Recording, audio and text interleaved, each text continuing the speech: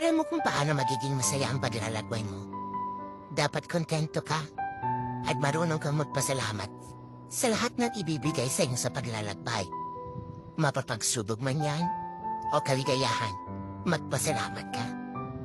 At syempre, sa paglalakbay mo, dapat alam mo kung sino ang isasama mo. Kasi ang dami-daming gustong sumama. Pero ang di ba dyan, gusto lang talagang sumama para makita kang bumagsak at matumba habang ikaw ay naglalakbay. At pipilitin kang hihirain para hindi mo makuha ang gusto mo makamtan.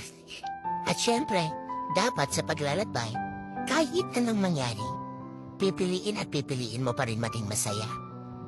Para at least, darating ang araw, nakamtan mo na ang gusto mo makamtan, naabot mo na ang pangarap mo. Masaya ka at hindi ka magsisisi. Dahil sa proseso pala ng paglalakbay, pinili mo lang na maging masaya.